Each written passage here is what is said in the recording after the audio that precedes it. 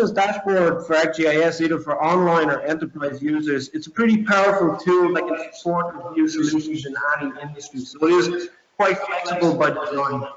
And we here at Esri Ireland tend to see ArcGIS in terms of its 9 key capabilities. So we have visualization, data management, monitoring, analytics, decision support.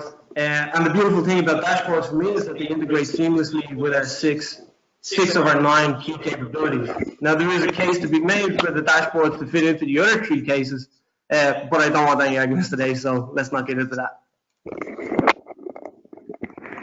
So I tend to set up dashboards for every new customer, and I suppose I have been asked like what my obsession with dashboards is. That is a valid question, no doubt. And my answer is always what I just said to you, that it's like very flexible.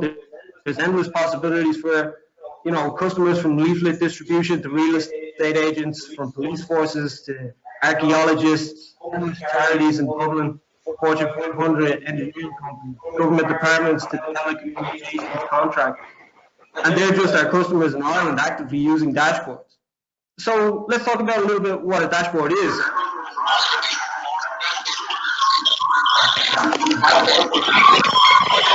So apologies for that, we seem to have technical issues. At a very high level, a dashboard is a view of geographic information that helps you monitor events or activities. So good dashboards are designed to display multiple visualizations that work together on a single screen. So it's a view of geographic information, helps you monitor events or activities, and the end result should always be an engaging view to provide key insights into your data. They offer a comprehensive, engaging view of your data. So in essence, every member of a project team has access to up-to-date information on a project, from CEOs to field workers, even interns if you do trust them enough. And so why would you use dashboards, right? So hopefully you've already seen that they're quite flexible in their use cases. And there's loads of reasons. So you might want to see in one view all the data that you need to be informed or make decisions on, or monitor the most important information about a particular project. You might want to ensure all your colleagues view and use the same information so there's a single source of truth. Nobody turns around at a meeting and says, but the data on my C drive is different to this dashboard, right? So it's good to have that single source of truth.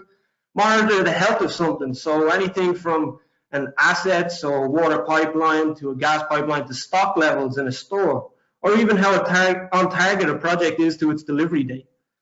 So we're talking about creating a personalized view of larger sets of data to show all the metrics that matter to an end user. So project managers are probably more interested in delivery dates for projects than what a graduate ecologist seen on a survey, unless it's Japanese knotweed maybe. But the key takeaway here is that each type of dashboard is used by different teams and different people within those teams. And also that Operations Dashboard works really well with other applications, as we will see, right? So it's not just the Esri applications, which, in my opinion, right, I'm slightly biased, they do work quite well together. You know, you could have a workflow whereby a user opens Explorer to navigate to a particular point, survey at that location, and that sends that data to a dashboard. There's also a lot you can do with the likes of Microsoft Flow, for example, where people could get an email when a dashboard is being updated.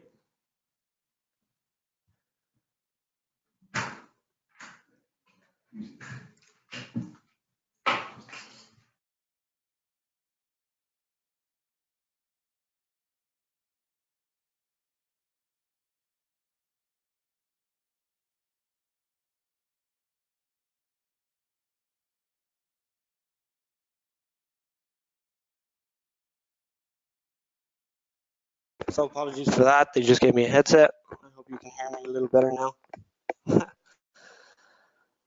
So I suppose let's dive into, you know, some nice dashboards that I quite like.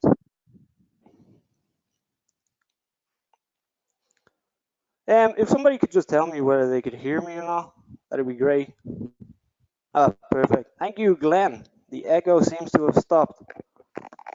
Thank you, Rob. I am very sorry for this. I've been let down by my technical team It is their fault, not mine. I will blame them. Uh, this is not a technical sales thing. I'm very sorry that that sound wasn't where it should have been. So to recap, dashboards are awesome, right? They're composed of elements such as maps, lists, charts, gauges, indicators, whatever you want. The beautiful thing is that they occupy 100% of the application browser window. Elements can be stacked or grouped together in various ways. So I've pulled out a list of like 3 dashboards that I think are really awesome. And they do kind of embody the characteristics of an effective dashboard. And for me, it's 3 things. Number 1, that they show what's most important on a screen full of data. Number 2, that the end user can understand what's happening and respond quickly if needed. And number 3, it expresses performance measures clearly. So if you have gauges, if you have indicators, if you want to see the due date on a particular project. Most elements in these dashboards are data driven. So that is that they represent the information you want to present to the intended audience. So essentially what we said was it's geographic information, but it's a view of that information. And so dashboards become items in your content page in ArcGIS Online or Enterprise. And so as such, dashboards offer these filtering capabilities, which enables a refined set of data to be presented to the intended audience. So we're going to touch on a demo that deals with the property price register and build like a dashboard from scratch here. And we can see like filters really come in handy for that type of stuff. So without further ado, here's some examples of dashboards that I love. Here's the City of Edmonton one. And I don't know about you guys, but dashboards just look so much better when they're in dark theme instead of light, and it is just a click of a button. Something futuristic. Maybe it's my inner nerd in me talking. But for the City of Edmonton dashboard, you can enroll for classes through this operations dashboard. So it allows you to input a bunch of requirements you may have, like day availability, budget, etc. on the left, and uses operations dashboard's dynamic element linking capability to filter the available programs in the list in the middle, and then gives you a few choices of programs that are suited to your needs.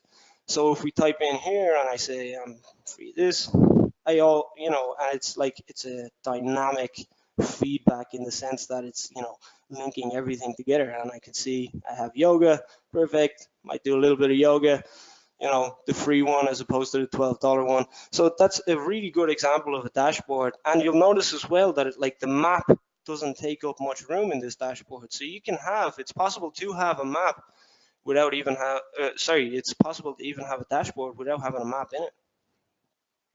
Here's another one as well. So this is a school trip dashboard. The thing I like most about this is that it has a survey 123 form embedded in the actual dashboard. All right, so it allows students from various different schools to, identify what school they're going to, the method of getting there, and the meters traveled. So once a student enters their information, all other elements are dynamically updated and displayed. So this dashboard collects data, engages students, and provides insight into activity levels for the entire region, or even just, entire schools. They have a unit converter there. They have all the schools listed, and I can click on and get more information, and then they have various different charts down the bottom. So this is a good example of stacking, right? And then we can also take a look at what the City of Baton Rouge, right, the 311 Citizen Request Dashboard. And what you're seeing here is a kind of dashboard inception type thing, right? There's multiple dashboards that are embedded within a dashboard, right? So by selecting an option from the drop-down menu in the header, all embedded dashboards are filtered at once. So if I click on status and I say in progress, that'll work away. And I can then see that if I scroll across, I have different dashboards here, depending on what I see. So hopefully that's generated a few ideas for you on what dashboards are, good examples of dashboards. But let's get into, building one from scratch, right? So if we see here, this is a dashboard that I did earlier, right? It's, interactive. I can click on a pie chart. I can get, in this case, we're talking about surveys, whether they need to be reworked or whether they're passed. But just one thing that I do want to say, that if you do have dashboards in your organization, and we did talk about like the different end users that you could have for various different dashboards, a handy kind of tip is always just I can save as. So that's going to save a separate copy. It's all coming from the one data source. So if I wanted a different view for, say, a project manager or an ecologist or whatever it is, or a surveyor, I can create that just using save as. So you don't have to start from scratch each time. That is if you're like a bit silly like me and you try and start from scratch each time, right? So that just saved my bacon a few times, save as. So let's look at this. So I've built a web map here, and by built I mean I've just added the property price register for Dublin. So it's a record of all the properties, and they update this every 3 months. So we're in, what we're viewing now is Q1 2019, and I'm just displaying everything as red dots. As I zoom in, then I can see the price that property was sold for. This is all public information, so please don't hang me. And what I want to do is make a dashboard out of this. So like there's a couple of options to get to it, but I just want to go share, create web app, operations dashboard. I'm going to call it dashboard data. Now the good thing as well is, so we're taking an example dashboard here, so it only has like one feature layer. Equally, you could have, you could overlay the deprivation index here. You could overlay census data, whatever you want. So there's no limit on it. We're just dealing with one feature layer, so it's easier to learn.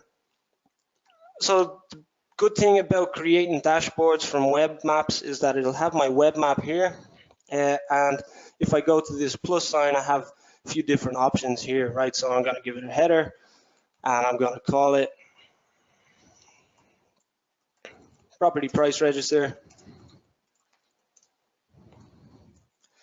Q1 2019.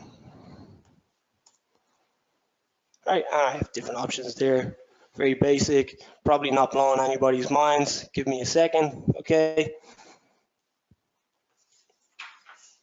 So what might be interesting is to see over time the date of sale on these houses. So if I go here, you can see like different options that I have. And I'm going to click on serial chart here, and it's going to default to whatever's in my map, right? So I'm going to say layers from dashboard data. Yeah, that's what I want. That's my Q1 2019 properties. And what I'm going to do is I'm just going to select my category field here, and I could see all the kind of attribute fields that I have. So if we actually do look and see here for a second, so I have postal code. I could do a nice pie chart around that. I have date of sale. I have price. This not full M means not full market value, whether the property was VAT exclusive, and whether the property type. So at the moment, all I want to do is map the data sales. So I can see straight away, you can kind of get an untidy looking thing. It's good, but I don't really like it as such. But I'm gonna keep everything. So I parse my dates. I'm gonna say minimum period is a day, statistic count, and then we're gonna get in. So I have different options here for the charts. Now what you're getting here is just your text color, your font size, orientation, whether it is vertical or horizontal. I'm going to stick with vertical. I'm going to go category access.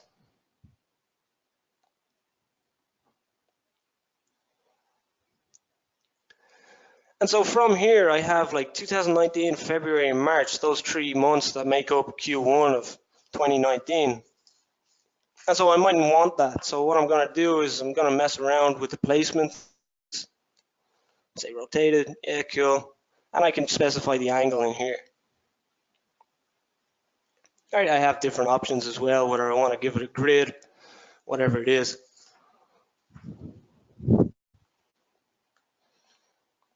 Okay, I have my category access, my value access, guides, whatever. The most important thing then, I'll let you guys play around with that, but the most important thing then for me is my actions. So what I want to do is say, if I select this, show me what it is on the map. So PPR sales, I want to link my graph to my actual map.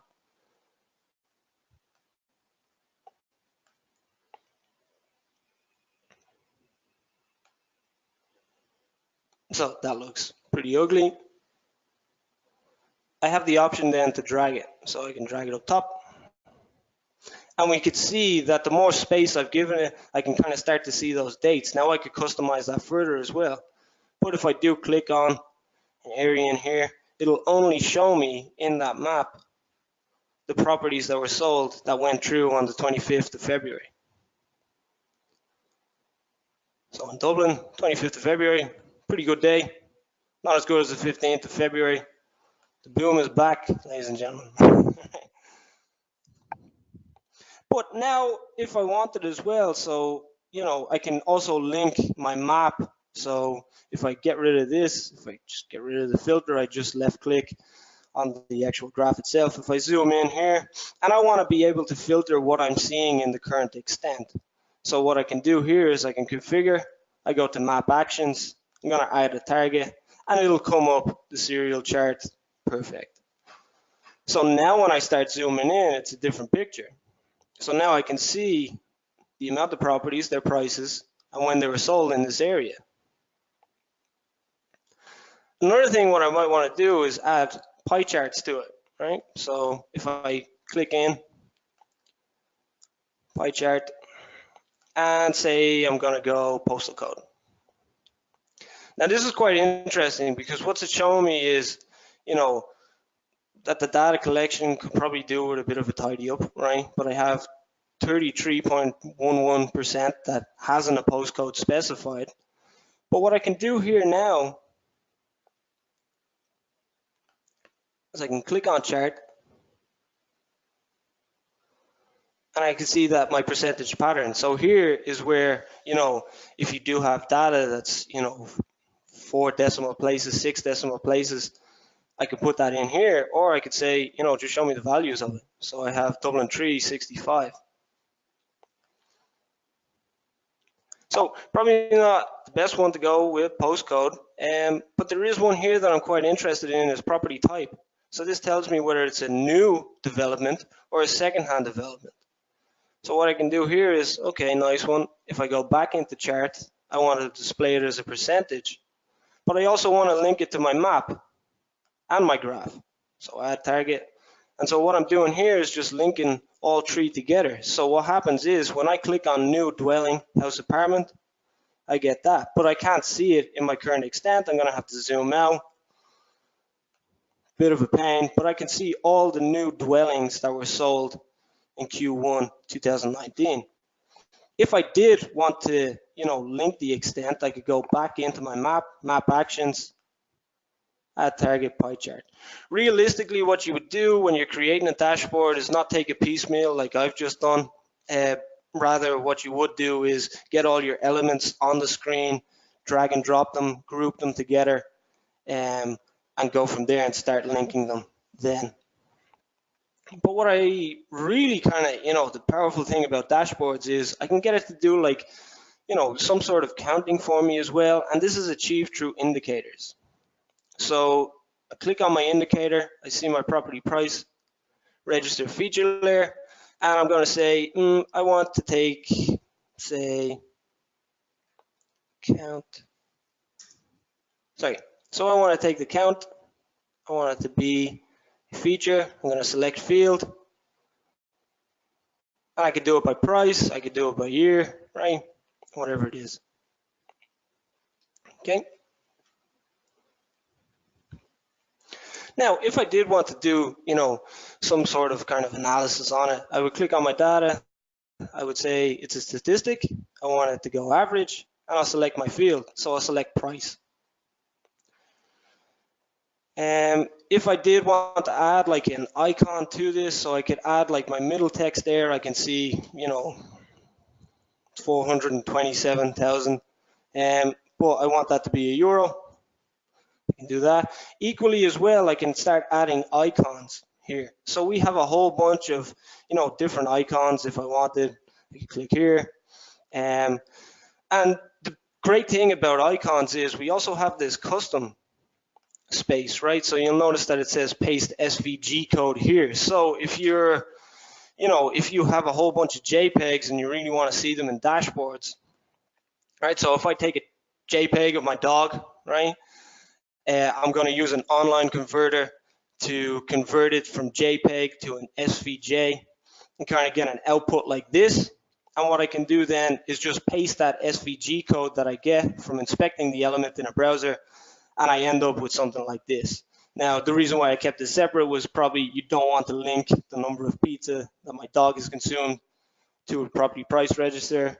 Before you ask, no, I am not a monster. I don't feed my dog pizza. Okay, so just a note there. So you do have that option. Now, it's probably not helpful to have the picture of a dog when it comes to this, but what could be helpful is if you have like your organization's logo in it, so you can start customizing it there.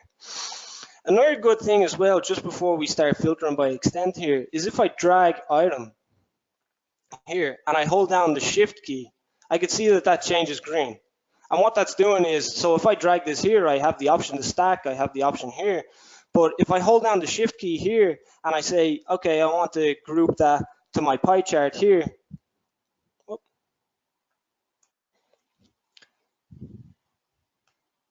Get rid of that sticky keys. And what that actually does is, so I have my average price here, I have my pie chart, but I can expand them. And when I do expand them, they come together. There. I'll just get back on that. Okay, so really interesting stuff. The other thing, what I could do, I'm going to link my indicator to my map.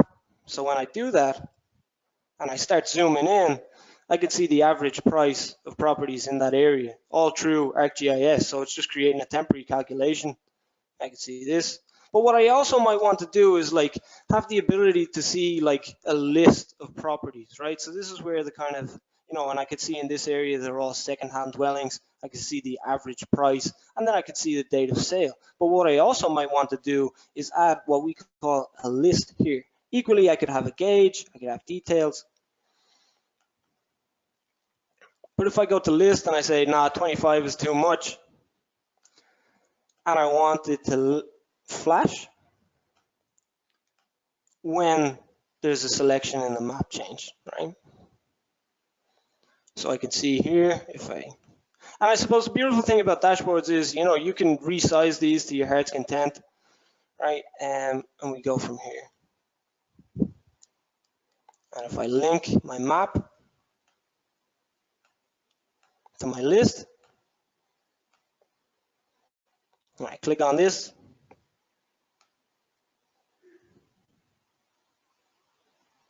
I can see that they're changing. Now I've put in like 5, and I can set that up to filter and flash the way it goes. Another thing what I might want to do is embed my content. So it's really useful if you do have your survey 123s, if you do have websites as well, you know, that you can go and embed them into your dashboards, right? So if we go back here,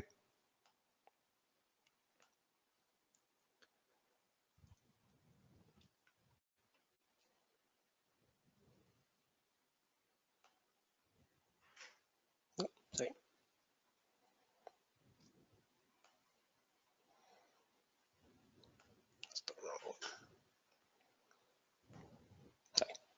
So if we go back here, I can see, you know, I have different options for my dashboards as well. So if I go into settings, I can set the text color, I can set the dashboard background, right? Here to say light blue, I can equally make it light, I can make it dark, I can do all sorts of stuff. So what I'm going to do now is just pass it over to Adam, who's going to run through kind of real-time APIs and a lot more advanced than what I just did. Okay.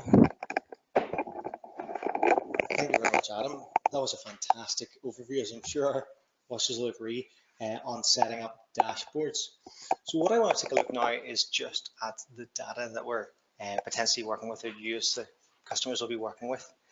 So I'm going to switch in here and look at a couple of key things. So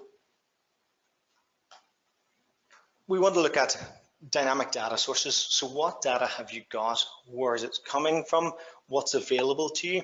And you can see data can come from anywhere. When I talk about real-time data or dynamic data, it's very, very quick and very easy to jump to the idea of this movement of assets, features that are going to move around the map, and that's certainly one part of it. But dashboards and dynamic data can be used for much more than just movement of data, movement of features around a map.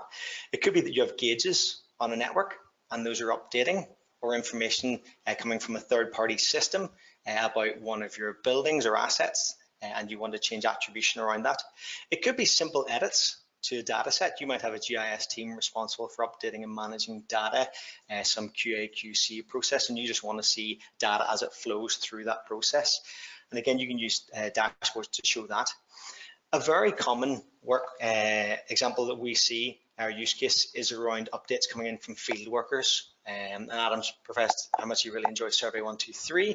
And when you get field workers out working with any of the Esri field apps, that information that's captured can come in real time. And as users in the field capture information, that can then be displayed inside a map or charted inside a dashboard, which is really helpful.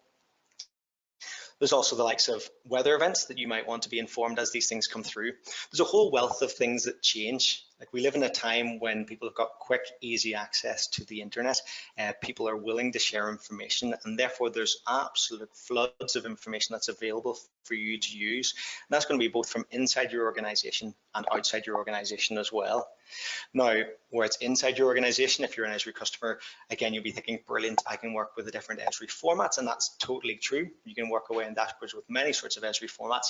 But again, there's times where you're going to want to integrate with third-party systems, where they're not necessarily going to be pushing that information through in a traditional, what someone referred to as an Esri format.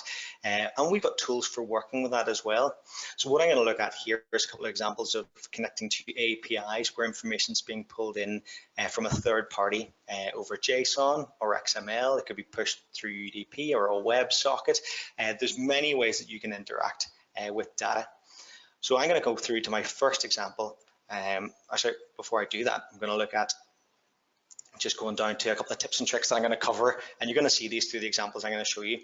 So specifically, when you're working with data, you want to think of, okay, firstly, the refresh interval. My data is dynamic. How often do I want my dashboard or my data to be updating? If that's in the field, that could be periodically. Users could be inputting records at any time, and you want to pick a refresh interval based on that. If I'm working with an API, it might be that that API is only updated, or I'm only able to query it every 60 seconds, every half an hour, once a day. So data might refresh much slower, but you want to set and think of the refresh interval. And when you've got your refresh interval, then you want to apply that within the web map. I'm also going to look at ArcGIS Expressions. So ArcGIS is an expression language that you can use throughout the ArcGIS platform, and it's really powerful for working with any of your attributes that you've got. It's a really, really helpful tool, and we'll look to show some of that, but it's really good with working with data currency and data that changes. And then finally, when you're creating any app, but very important in dashboards, you want to think about what are you doing when you're creating this. So I would suggest that you want to wear your user's shoes or hat or whatever garment that you feel is most appropriate to your user, but you want to think like that user. You want to decide, for the sakes of dashboards and real-time or dynamic data, do I want the dashboard, is the user going to be touching it? Are they going to be interacting with it? Or is this going to be just on a screen and I need the dashboard to update and refresh and follow features without the user ever clicking a button or clicking or interacting with the charts? And that can be done. Or it might be that you want the user to interact in certain ways, and Adam's already shown some great examples of how you can get different selections or click events happening on one widget to trigger events then in another widget or in the map. And that's really powerful. So we're going to look at those examples. So I'm going to jump into just a couple of quick demos of what we can do in this field of working with dynamic data. So firstly, what I want to look at here is I've got a nice map. Like Adam, my favorite dark themes on pretty much everything I can get my hands on. So what we've got here is data coming from Irish Rail. And we've got the train lines displayed in the dotted blue. And then we've got the train locations. And those locations are then displayed. So we've got suburban lines in red. We've then got the main line in blue. And then we've got the dart in green. And that's great. I'm querying that information as it comes through. And what's happening here is I've got access to an open API, and it's basically being queried and pulling me back certain information that I want to display on my map. So if I look at that, this is what the API actually looks like. And don't be scared off if this is not what you're familiar with. You might be able to work with other people inside your organizations who are more familiar with this. But we have tools for basically reading this information and turning it into a format that would be easier to understand. So basically this is a list, and I've got a series of object train positions, and that's what I'm interested in. I can see the direction that is going north. I can see the latitude and longitude. I can see the train code. Again, there I've got the date, which gives me the currency. So I can see the date scheduled for today. I've got this public message as well, and this is more machine readable than something you'd necessarily want to show to an end user. But as you look at that, I can see that I've got the train code, I've got the line that it's running on, I've got the expected departure, and with some of the other ones, like so down here, we can see that we've got a delay built into it as well. And that's great, and it's really helpful information to have, but I don't necessarily want to show the user this full string. So firstly, I want to pull this data in to the ArcGIS platform, and then I want to start looking and working with the data to work out how I want to symbolize it and what attributes I want to actually pull out and exploit. So the tool I'm using for connecting to this is ArcGIS GeoEvent Server. And I'm not going to spend a great length of time looking into this, but all I'm doing here is I'm making 3 connections to the Irish Rail API. I'm querying for the Dart, I'm also querying for Suburban, and I'm querying for the mainline, just to pull them through separately. And it's just down to the format of the API that I'm making 3 separate calls for that. I've got this URL, which is what I'm querying, which is what we were previously looking at here. And again, the key thing that we want to look at here is that I'm querying this every 5 seconds. So there's no point me updating my data and setting a refresh interval more often than 5 seconds. That's appropriate for me, and it's appropriate for the use case that I built it for, because users want to stay on top of train times, and as a train moves, 5 seconds is great for getting an update. If that was slower moving data, and I'll show you later on boat traffic, I'm actually querying that every 60 seconds because a boat's not going to go that far in 60 seconds. So it's great for me to be able to set an appropriate refresh interval for what I want my end user to do. I'm keeping that in mind. So if I come back to my map, all I'm doing here is hit the triple dots for more options, and I've got a refresh interval. This refresh interval set to on, and it's 0.1 minutes. So it's 1/10 of a minute or every 6 seconds. So it's pretty close to my 5 seconds. And you can see actually on the map, as we're going, these features are flashing, flash on and off. Now that's just a map refresh. If I was to pan the map, that would also be a refresh, or if I was to zoom in, it would also be a refresh. But it's down to, as I was discussing, what is the purpose? Put yourself in the shoes of your user. Do you want them to actively be engaging with the map and that to cause the refresh, or is it that it's going to be up on screen and you want this refresh interval to drive that update? So I pull that through into a web map by saving it, then sharing it. So as you share your web map, and I can launch the web app from there. I've thankfully got one created already, which is here. So you can see it's just a really simple dashboard. I've got a pie chart broken up. So in this case, I'm pulling the 3 separate queries to the API, but I'm pulling them together into one feature service, and that's giving me my Suburban. So if I click on the Suburban, I only see the Suburban features. I click on the mainline, I get the mainline features, or Dart for Dart, depending on what service I want to avail of. On the right-hand side, again, I can see certain updates that are coming through here. And again, I can see at the bottom, it's updated a few seconds ago. So we can see my map refresh, but we're also getting the refresh of the attributes as they come through. So as a particular train changes, I can get information about that train. We're then looking at doing some nice things with the ArcGIS Expressions. So if I come out of that, if we look at the expressions that I've currently got running here, and where you actually set those is under the pop-up. So I've got 3 ArcGIS expressions running here. So with this is I'm querying every 5 seconds and I'm getting updated information on when the train came in. So I should be getting updates fairly frequently in that. But if you've got longer running data, or data that's being entered by your users, or it's information that's coming in from user surveys in the field where an event happens, the record gets added to your feature service, and then time passes, so it becomes 5 minutes since it's been submitted, 1 hour since it's been submitted, a day, 7 days. you might want to work with that in different ways. It might be that it's simply you want to show that currency, or it might be that you want to actually symbolize the data differently. So a feature that was created today displays differently to a feature that was created in the last 7 days, which is different to the last week and different to the last month. And ArcGIS is a brilliant way of working with that. So if I take a look here, I can add this ArcGIS expression. And this is going to load up just a simple wee builder for me and allow me to work with my expression. So I can see I've built an expression in here. So expression to return time since last update received. And I've got a simple script that says, okay, first variable is the time now. So capture the current time. Then take my received date from an attribute. And that attribute in my data is from the feature, it's called train date. I'm then doing time transpired. I'm just doing a quick calculation, the date difference between now. So time now, take away the date it was received and return me the values in minutes. And then I'm just rounding it to give me the latest full number. So I quick go test. Again, I'm querying every 5 seconds so I can see, brilliant, the last result was within the last minute. That's really helpful. I can tell it to return it in hours or days or weeks. And that allows you to do a quick query difference of when was the likes of this survey submitted, what's the time now, how much time has expired between now and the time that the survey was taken, and then do something different. So ArcGIS is a brilliant way for working with that.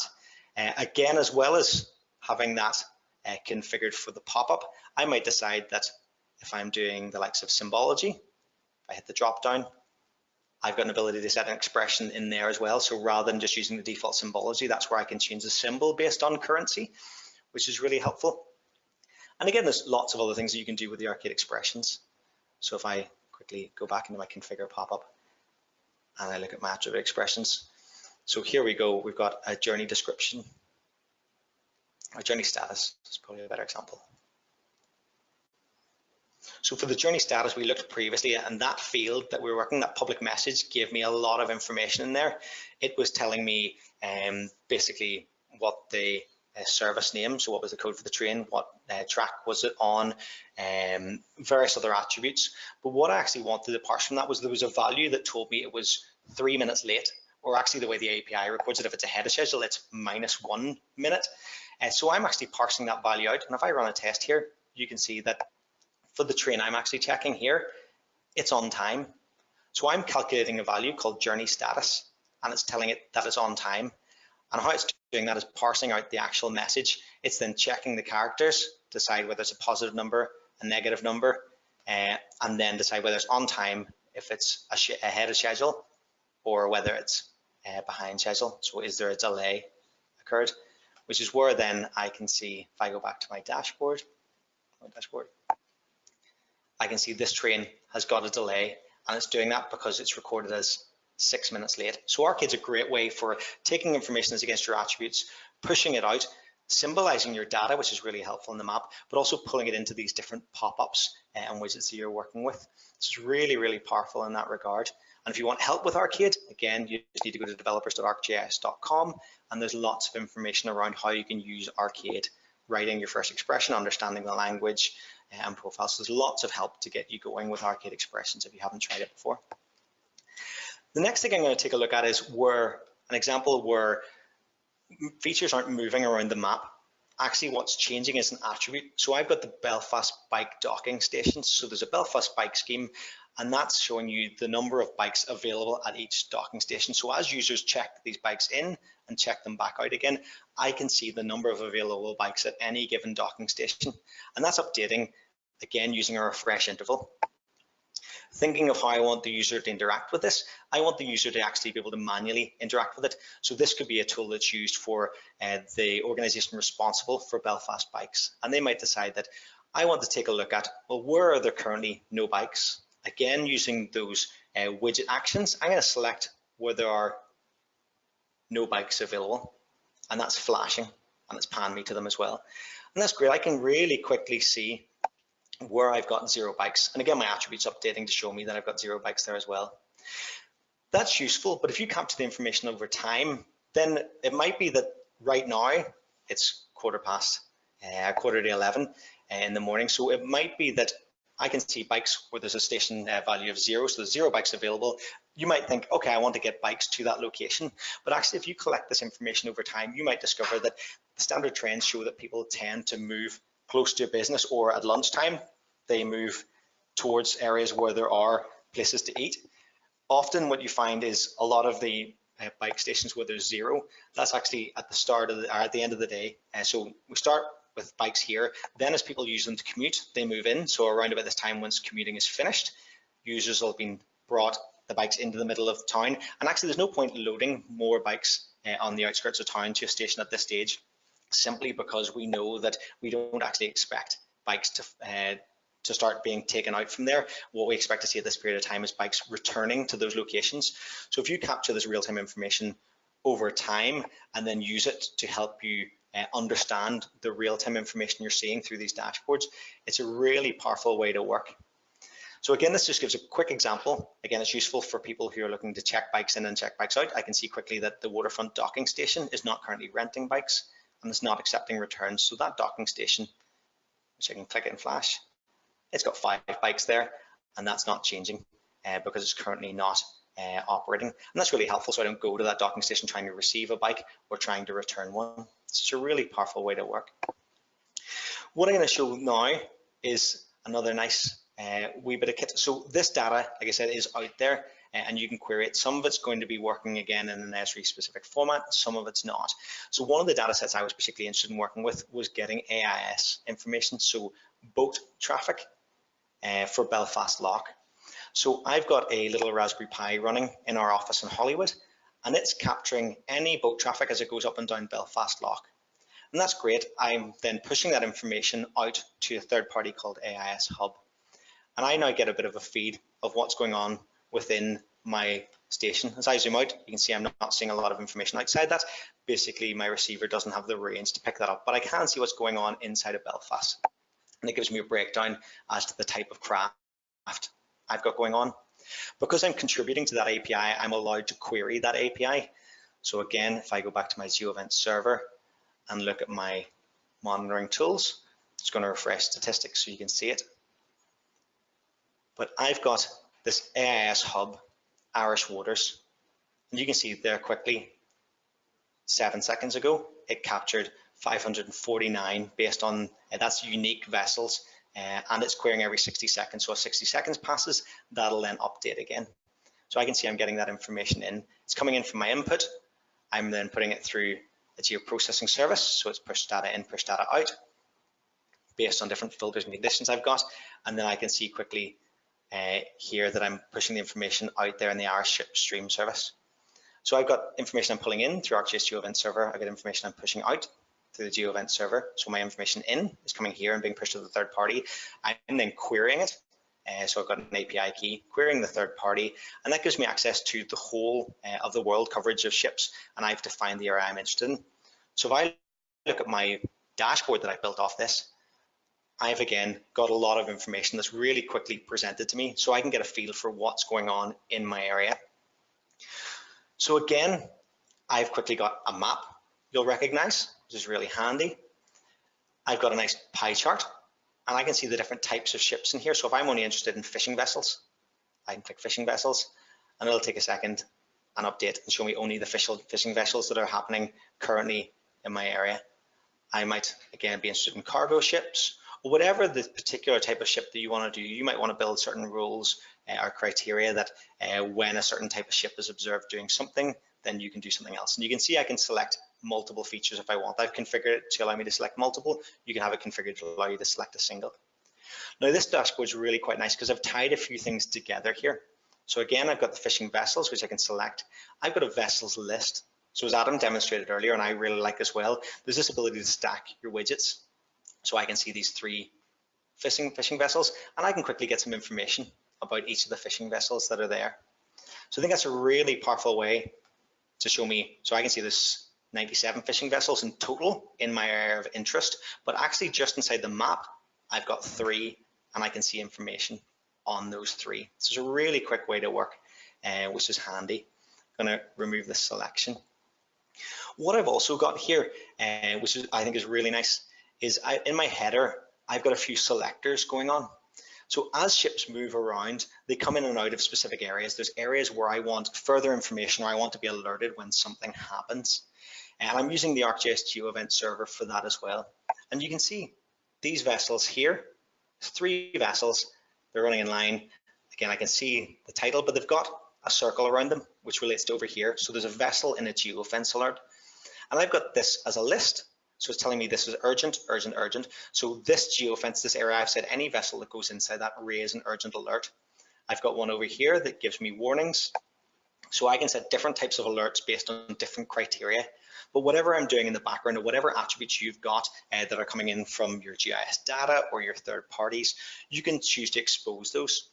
And what I'm doing here is I'm looking at taking these features, I'm listing them as far as occurrence. So the one that's just started, so you can see here I've got a warning. It's going to say this isn't planned, which is quite nice. One has literally just gone into here, so I can see this has started. And since it started, it's been running for less time than any other one, so it puts it at the top of the list. I could categorize it by the level of alert, but in this case, I'm interested in the currency. What I also get to do is I selected the feature there. I've linked below here that any of the features that I select, I pick a feature, it zooms to it. It's also driving up here. I've got a category selector, and that allows me to select the particular boat. But as I select a feature here, so you can see that this ends in 2000. If I click in here, this updates the category selector, which in turn updates my information on the ship. Where that's important is that if I click here, I can get information on the ship, but I'll get attribution going on the alert. That alert itself has a vessel ID, but it doesn't have any other attribution about the vessel. And what's really clever here is that I'm getting that information about the vessel by using the category selector. By selecting an alert, I'm using the unique ID to input into a category selector, which in turn is passing that ID to this attribute. So this is giving me an additional window that gives me the attribution of the particular feature. And that's a really nice way to work. So you can start to build some clever interaction in between your dashboards. Another nice feature here, which I've got enabled, is this auto zoom. So I'm going to unselect that. So if I click on, it'll zoom me to the most current feature. So I've configured this to find the most current feature. And when the user hits on, they zoom to it. And I can hit off to zoom off. I could, again, look to follow the feature. This sort of setup is really nice. I saw in the Edmonton dashboard that Adam showed that was actually set up really nicely for whether a facility was senior friendly or not. And it's just a nice way that you can filter data and then display it really, really quickly for users. So that on-off toggle is a really nice touch. And if we just look at that, again, I can look at the configuration. So again, I called it auto zoom, set it to be a single selection. It's a button bar, but again, I could do a drop down. I want the user to pick on or off. Again, it's looking for features specifically in here, and I'm using my vessel incident. So any incident, it's finding that information. So brilliant, I've got the vessel incident. And again, I'm searching, so I'm extending, I set the sort by duration. So the most current features are appearing at the top of the list. And then I've got actions running off that. So I'm telling it to zoom on the map to it and telling it to flash the feature as well. So it gives me a really nice way for working with the on and off. And again, I've decided the line item for where it's true, turn it on, where it's off, turn it off, and I can configure those. So I can change the text around that. So I can either front the values to be pulled from my data, or I can set a default label. If I then come out of that, that's just a really nice wee tool and way for interacting and engaging with your data. Okay, so again, that's just a quick run through of how you can work with some of the real-time data that's available to us. And I think that's really quite powerful. There's any number of examples that you can use this for. I've built dashboards for planes, trains, boats, bikes, surveys coming in from users, information coming in from third parties. It's all about what information you've got, what attribution have you got, and then how do you want to expose that. It's always putting yourself in the mindset of a user. When the user sees that, okay, there's fishing vessels here, what is the next step? What information do they want, or what decisions are they going to have to make based on that information? And then you configure that when they click that, the information that's pertinent to be displayed is then displayed really quickly. So it's all about surfacing the relevant information. So the last dashboard I'm going to show you is because at the moment there's some big things happening inside Europe, and I think something that I think it's fair to say people generally can't stop talking about. And that, I think we all know what we're talking about here, and it's Eurovision. So Eurovision was on last night for the semi-finals.